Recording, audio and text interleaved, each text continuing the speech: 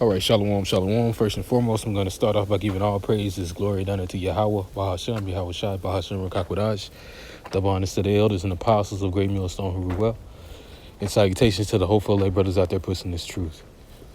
Yeah, man, that time where E's about to change his face is coming, man, you know, as well as, you know, a Jake on social media, he posts this.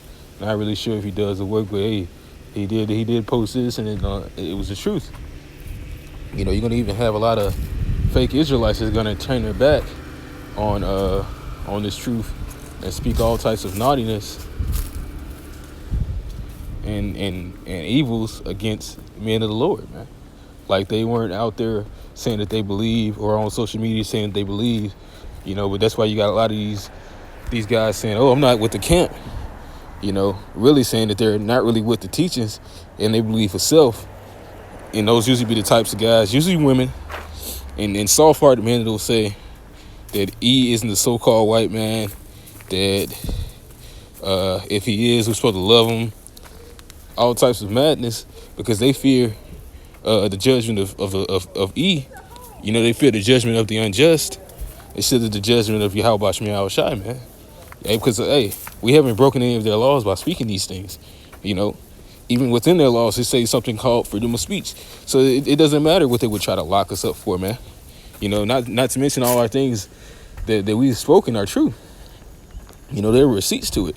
It's not that these are just accusations and lies and all the folly and BS that they push out in their society and nobody gets locked up for, you know. He's trying to come to us because of the truth, man. You know, primarily those little hats, because they're being found out to not be the people of the Lord, and that they've done nothing but rage war from nation to nation, you know, since they were able to come out of those caves, man. You know, since they were able to come into power and destroy nations, man. All right? The way that they've always destroyed nations is by the seat and the power of that pen, man. And also the edge of the sword. But, hey, the old saying goes that, hey, the pen is mightier than the sword because, hey, the sword can only put somebody down for so long, but that pen, it exacts unrighteous decrees for decades and centuries, man. By that pen, this man has declared that he's the people of the Lord by a Balfour Declaration, man. But, you know, we're not going to get into that. That's a whole another story for a different time. You know, he's about to come raging great war, man. You know? Because he's being found out and his time is up. The Most High is coming for him. All right? You know? But I'm going to get it. You know? It's an account mentioned in the book of Esther. And a couple other accounts. But I'm going to get this one primarily because this is talking about the little hats. Who are the seed of Amalek. You know? And this is a little hat. You know?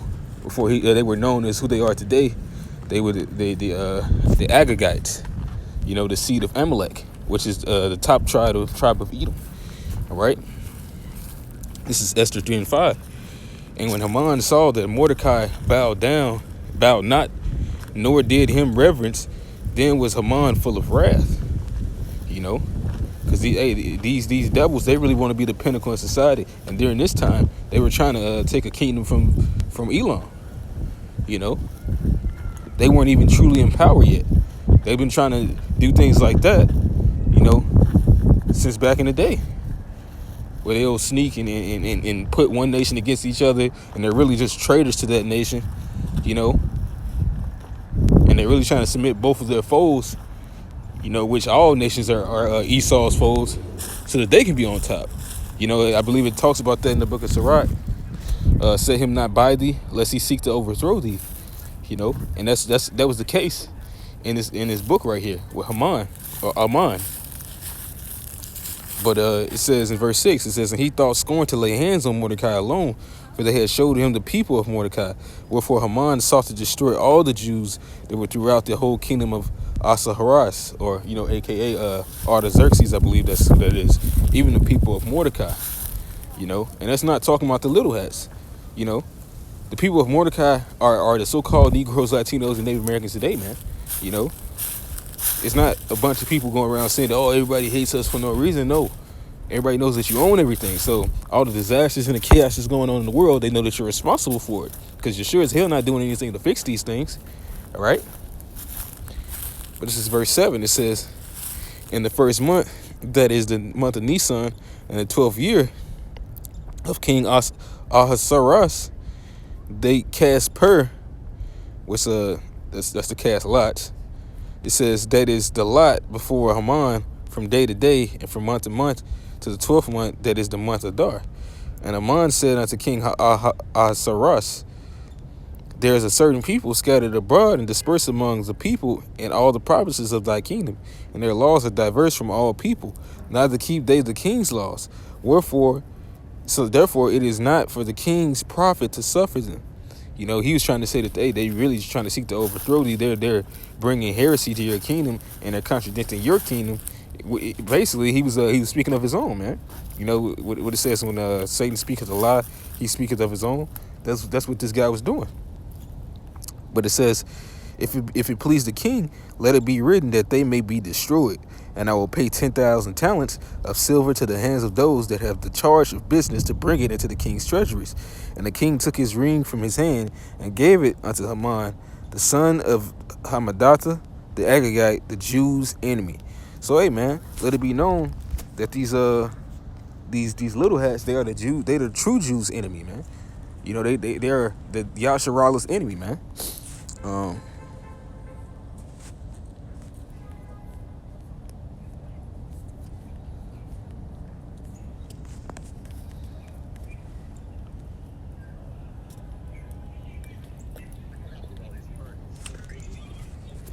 All these what?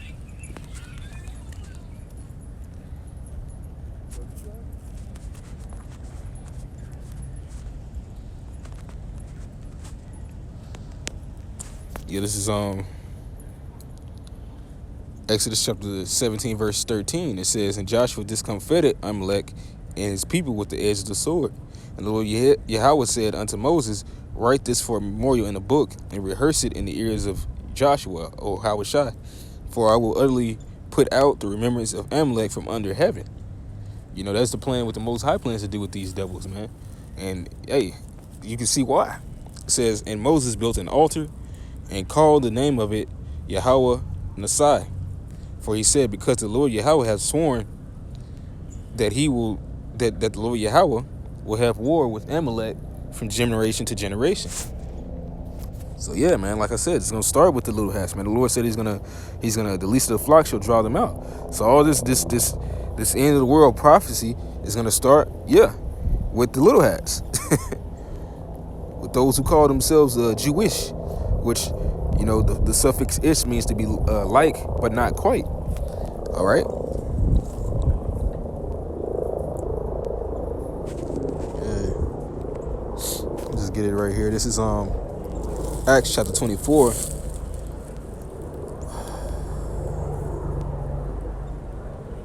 I'm just starting verse 5. It says, for we have found this man, they're talking about Paul, a pestilent fellow and a mover of sedition among all the Jews throughout the world, and the ringleader of the sect of the Nazarenes. You know, because the Pharisees, they wanted to keep their status, man. You know, in their status, they were okay with being under Eve, as long as they, you know, got to do the things that they could do, rather than following Yahweh Shai or the men of the Lord. You know, likewise with these people, man. Now you got LeBron finally saying something about one of the Dallas Cowboy owners. You know, one of these NFL teams owners. You know, but he was quick to throw Kyrie Irving under the bus about you know, the whole Hebrews to Negroes thing. You know, rather than saying that, hey, yeah, some of this research isn't true, but the fact that we are Israelites, this is true. He just said the whole thing was BS, man. But it says, and a mover of sedition among all the Jews throughout the world. Right, they like to say that we're stirring up hate, we're bringing back hate, which really we're not. We're not telling people to go out there, and in fact, that's actually against what we believe. We're not telling people to go out there and to be physical with these people, but to come into the spirit of Yahweh Shai, that he's about to come and rise up against our enemies, you know, and that we ought to call on him.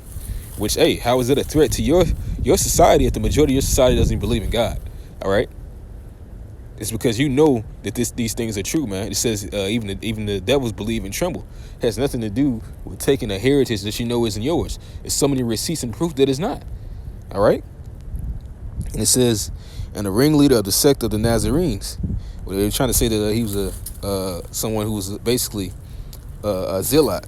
It says, who also hath gone about to profane the temple, whom we took and would have judged according to our law.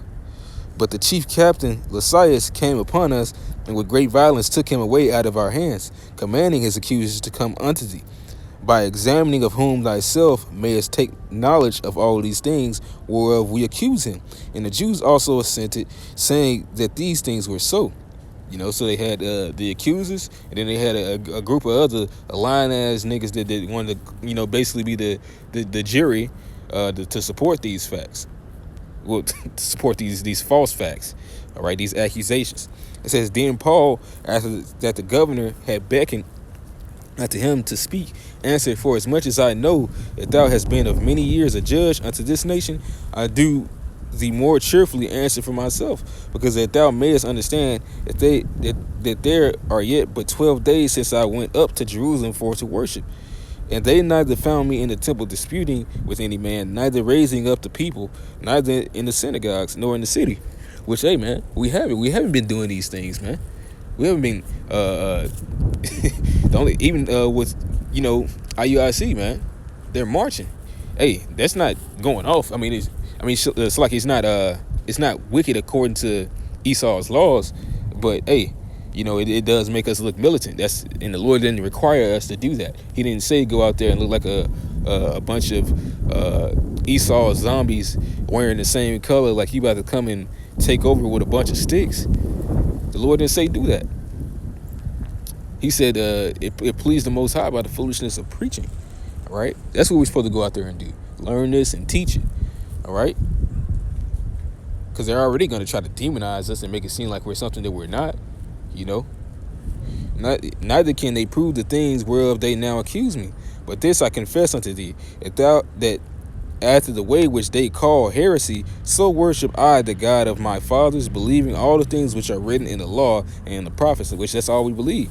You know, that if we continue in these things, we might be saved. You know, and that our Lord, he died 2,000 some odd years ago to redeem our nation back. You know, and now he's going to come in and physically reap the tokens of that act of him following the Most High until death and being resurrected. Now he's coming back to establish his kingdom. That's what we believe. All right, and we will be partakers if we keep his promise, man. If we keep the words of his promise, you know, that way we have nothing to fear. You know, you can bring up all types of accusations against us, but we know that we haven't done anything wrong. It says, and have hope toward the Most High, which they themselves also allow. There shall be a resurrection of the dead, both of the just and the unjust. And herein do I exercise myself to have always a conscience void of offense toward the Most High and toward men, which that's what we have. Because we've been following the Lord. The Lord didn't say do anything else but follow him. We know that the Most High said that he's going to take down Esau, the so-called white man. How are we wrong for saying that? That you don't want to hear about judgment? Hey, well, that's too bad. Because even within your laws, it doesn't say that we can't speak these things. You messed up when you said the freedom of speech, man. Just by bringing out that notion, the freedom of speech, you have condemned yourself. But this is Acts chapter 25, verse 7. And it says, and when he was come, the Jews which came down from Jerusalem stood round about and laid many and grievous complaints against Paul, which they could not prove. Because at the end of the day, they're not going to be able to prove these things because we haven't been doing those things. All right? It's Hebrews chapter 13, verse 5. It says, let your conversation be without covetousness, and be content with such things as ye have. For he has said, I will never leave thee nor forsake thee. So us never leaving the Lord by doing such things, we haven't left the Lord and going out to establish our own way. You know, he's not going to leave us. It says, so that we may boldly say, the Lord is my helper, and I will not fear what man shall do unto me. So Yahweh Shem Yahushai has us at the end of the day. We are in his hands. As a matter of fact, since I said that, I'm gonna end it off with this Sirach, the second chapter. This is Sirach chapter 2, verse 16. It says, "They that fear the Lord will seek that which is well pleasing unto him, and they that love him shall be filled with the law." You know, which it says every word out of the Most High's mouth, that is the law. You know, to keep his ways. You know, this says that this is a lamp and a way of life. All right, and it says, "And they that fear the Lord will prepare their hearts and humble their souls in His sight." Meaning, we're preparing our minds for what's to come.